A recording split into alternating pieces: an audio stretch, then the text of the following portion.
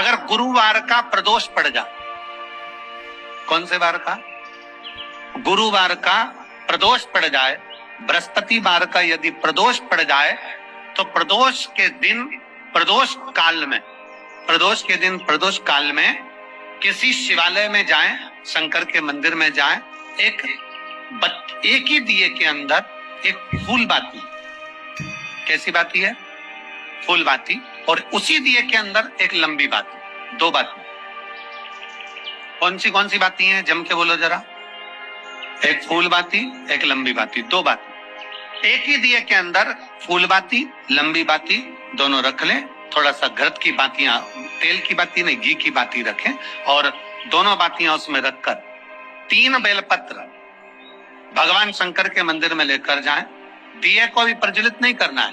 पहली बेलपत्र नंदीश्वर की जो ऊपर का भाग होता है, जिसको हम शिव तत्व भाग कहते हैं, नंदी के पीठ पर एक भाग होता है जिसको शिव तत्व भाग कहा जाता है, वो नंदी की पीठ पर जो भाग है वहां पर एक बेलपत्र समर्पित करें। दूसरा बेलपत्र आप जो माता पार्वती जी का, जैसे ये शिवलिंग है और ये गोल भाग है, ये माता पार्वती जी का हस्तकमल है, तो माता पार्वती जी का जो हस्तकमल है, इस हस्तकमल पर कहीं पर भी एक बेलपत्र आप समर्पित कर दें। और तीसरे नंबर की जो बेलपत्र है वो भगवान शंकर पर समर्पित कर दें। जो दिया आप लेकर गए हो मंदिर में, उसी दिए को नंदी और महादेव इन दोनों को दर्शन कराते हुए अगर मंदिर के अंदर लगाने दें दिया तो ठीक है, ना लगाने दें तो दीप को बीच में बस स्पर्श कराकर भले बाहर जाकर लगा दो, पर प्रयास करो वो दीप, वैसे तो बीच में नंदी और शिव के मध्य में वो दिया स्पर्श होना चाहिए। जैसे ये नंदी है और ये शिव है, तो इसके मध्य में दीप स्पर्श कर ले, भले उसको जलाने ना दे, पर स्पर्श मात्र कर अगर आपने एकांत में कहीं पर भी ले जाकर लगा दिया, उस दीप को जला दिया, तो गया हुआ कितना भी करोड़ रुपया हो, वो धीरे धीरे कर गया हुआ धन हमारा वापस आता ही। कोई खाकर भी बैठ गया तो देगा जरूर, वो धन आएगा जरूर, कैसे भी आएगा, पर अपनी संपदा वापस। कल भी कथा में कहा था कि मंदिर नहीं जा सकते तो उसकी चौखट का दर्शन करो। उसके दरवाजे के द्वारपाल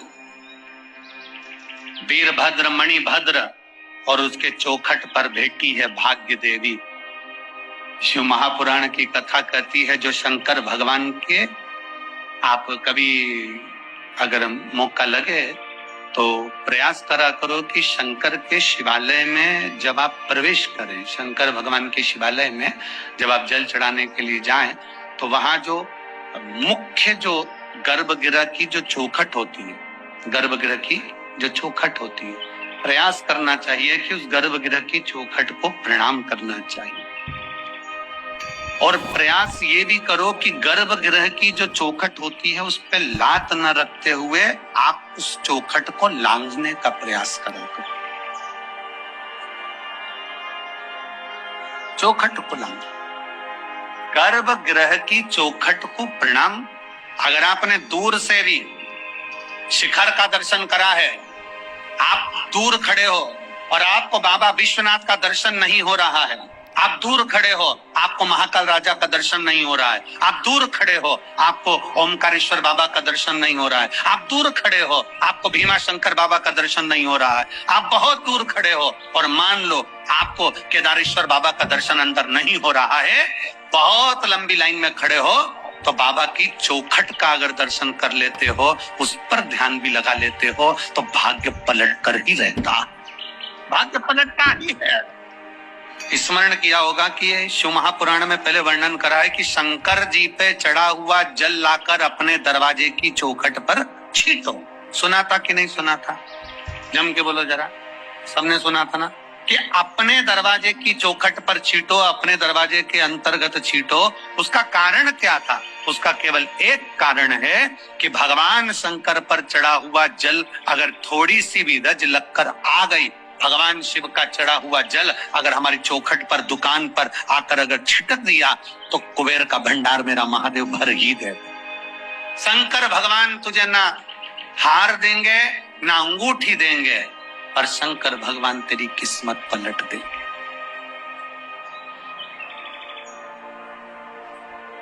शिव जी तेरी किस्मत पलट देंगे।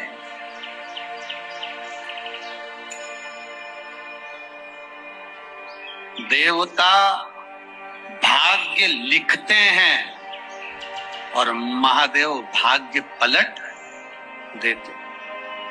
देवता भाग्य लिखते हैं, तुम्हारी किस्मत में लिख दिया कि तुम्हें ये तकलीफ है, तुम्हारी किस्मत में लिख दिया ये दुख है, तुम्हारी किस्मत में लिख दिया ये बीमारी है, तुम्हारी किस्मत में लिख दिया ये कष्ट है, तुम्हारी किस्मत में लिख दिया तुझे ऐसा करना है। ये तुम्हारा भाग्य लिखा, वो देवताओं ने लिख दिया, विधाता ने लिख दिया। पर विधाता का लिखा भी कोई पलट सकता है। मार्कंडेय भगवान को उम्र थोड़ी सी मिली थी, पर शिव की आराधना करने से उम्र बढ़ गई।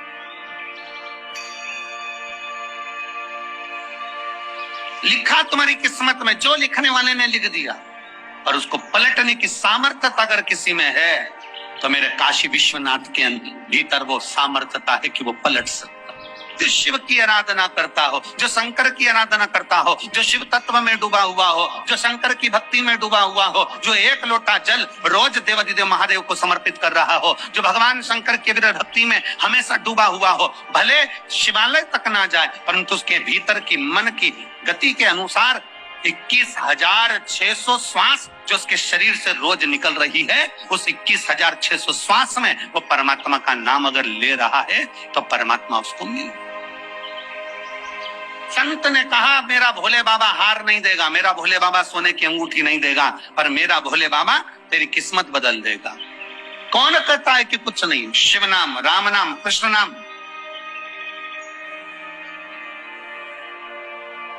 भगवान का नाम जाप, ये मूल है। अपन बोलते हैं ना माला माल, बोलो जम के, बोलो जरा एक बार जम के बोलो, जम के, माला माल। अपन बोलते हैं माला माल। माला माल बनने में जब आप लिखोगे तो माला माल लिखोगे तो इसमें पहला शब्द क्या आया? जम के बोलो, माला। फिर क्या आया? माल। इसमें माल पहले तो नहीं आया ना, पहले क्या आया है? माला, फिर माल। अर्थात शिव पुराण कथा कहती है जिसने भगवान की माला जपना प्रारंभ कर दी, एक दिन वो माला माल बन ही जाए। माला पहले है, माल बाद में है। पहले जपना है, भजना है, उसको पुकारना।